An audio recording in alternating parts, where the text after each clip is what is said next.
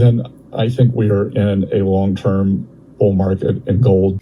That is the incoming Treasury Secretary about gold, and that's just the beginning of what he said about it. We'll talk a little bit more about the new Treasury Secretary and gold and its long-standing position and where it will be in the future in a Trump presidency and around the world as we explore.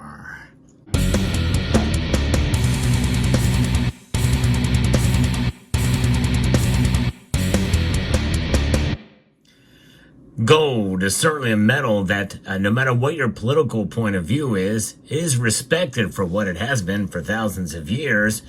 Those in the know or study history know that gold has value.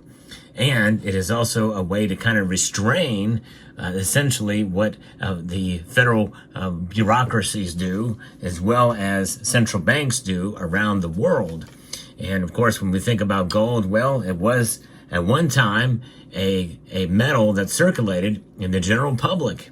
That's right. This is a $20 gold piece from 1915. And they didn't circulate very widely, especially in this large denomination. No question about that. But they did indeed circulate. And smaller gold coins did. And certainly there was a point in time where that became a threat to the very institutions that created them. And they were recalled back in 1933. Executive Order 6102, if I'm not mistaken, by the Franklin Delano Roosevelt. Well, now here we are finding ourselves fast forward years later where many, many central banks around the world have been accumulating gold en masse.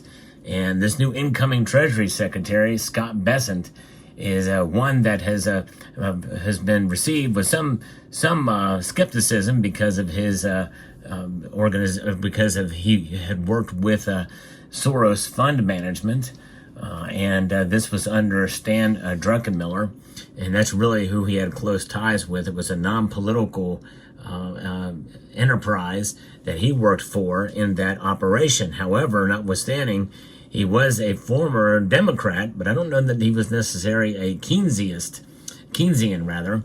And so that's a very curious thing.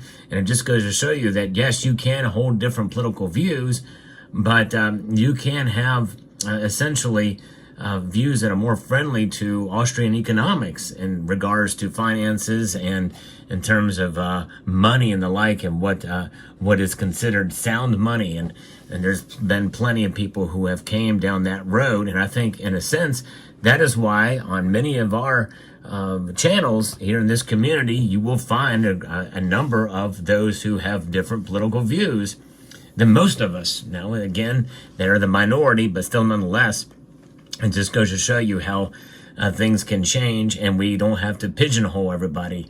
And I think this is a case in point here. And this interview is about an hour-long interview with Scott Bessent, was sent to me by Alan Gold, and it really was eye-opening. But even more so, after he sent this to me, I heard an interview with Roger Stone, who had interviewed him, and I tried to find this interview. I don't think it's been published yet as of the recording of this video, where he had spent an hour with Scott Bessent in an interview that I think has yet to be posted. I checked his social media Rumble account and did not see anything there yet. So likely it's coming very soon, and you may even be published by the time you see this video. And he is pro-gold all around. No question about that. That's a very good thing for sure. And I'm going to play you a little bit more of this interview with Scott Bessent about what he says more about gold in this. And I think this is quite telling as to where maybe his thinking may lie in his role as Treasury Secretary if confirmed. We're seeing reserve accumulation by central banks. I follow it closely. It's my biggest position. And even I was surprised the other day when the Central Bank of Poland came out and said that they want to take their gold reserves to 20%. It is big. So he's seeing it as well as those of us who follow it very closely, maybe even more closely than he has. And he's saying that, some of these Eastern European nations as well as Western European nations accumulating more gold. And this is something that is profound. And in all honesty, when we see record holdings of gold by these central banks, that we've seen the largest holding since 1967 occurs from 2022 on, that tells you something. And just because Trump has become president does not mean that gold is just going to just be, let go. They're going to hold on to that gold for the most part. There may be some who sell gold, who may transact in it, because remember, gold is actually still being used as active money between central banks. The Central Bank of Central Bankers is known as the Bank of International Settlements, and they've relegated gold to a tier 1 asset, putting it equal to and on par with, indeed, cash. And cash money meaning the dollar. Dollar, that's right. And that is the ultimate reserve currency. And that's what Trump wants to do, and when he becomes president, is to strengthen the dollar as a reserve currency around the world. But you know what? These nations are not going to give up on gold, which is the ultimate reserve. No question about that. You can have Forex, and that's exactly what happened. A lot of these do have Forex reserves, foreign exchange reserves, and the dollar will make a very profound, big impact in that area with a lot of these nations. But they will still continue to have gold as a safe haven, because there's life and geopolitics extends beyond any presidential term. Trump only has 4 years in that office, and who knows what's going to happen in 4 years from now. 5 years from now, a little over 5 years, a little over 4 years. And that's kind of where we're at here. And we have to think about the future, and other nations have got to do that as well. The United States of America supposedly has 8,133 tons of the stuff. What will happen as Treasury Secretary? How will he view gold? What kind of changes will he make? Likely not much. He is known as being more stable, even-keeled, and doesn't want to rock the boat, according to this interview. That's really what it's about. It's about just a kind of a pro-growth, letting the free market do its thing, and not making a whole lot of changes necessarily policy-wise, other than less regulation. That's one of his big things, is lessening regulation. And I think that's profound and very, very good. However, who knows? There could be a legislative push. Obviously, would take an act of Congress, and he could lobby Congress people to maybe create a rules-based monetary system, of which perhaps maybe gold would be a part. Now, this is outside of the lane of Robert F. Kennedy Jr., but when Robert F. Kennedy Jr.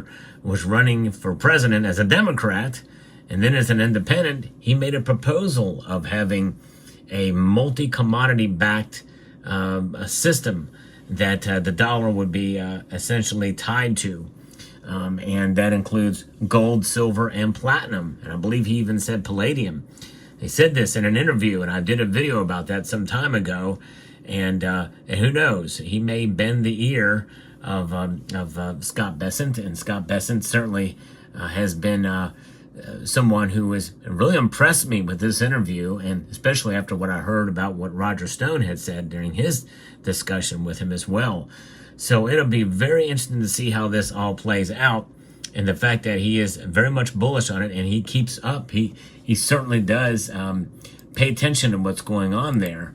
He follows it closely. It's his biggest position. Now, what does that mean? It's his biggest position. Does that mean he holds a position in gold? Does he own physical gold? Does he own ETFs? I would love to know that. I'm not sure exactly what he means by his position, his personal position, what have you. But boy, that would be pretty cool, I would say, if he was actually a holder of gold. But this is quite impressive, quite interesting, and fascinating. We'll see how this plays out as his role, if he's confirmed, and I hopefully he will be. I don't see why he wouldn't be. In fact, he may even get some Democrat support in the Senate to become the next Treasury Secretary of these United States of America. And the other thing too, if he does hold a position of gold, and if he is pro-gold, news, especially with what the states are doing, we very well could see some federal support for that, and maybe even a bill that would indeed nullify and eliminate taxation on capital gains from holding gold, and from the gains that you would get from gold that has gone up in price. Which, and when you think about it, all that does when gold goes up in price over the long course of time, it essentially just beats or just keeps up with inflation. That's really it. It is an inflation hedge. And so inflation is a hidden tax on the American people.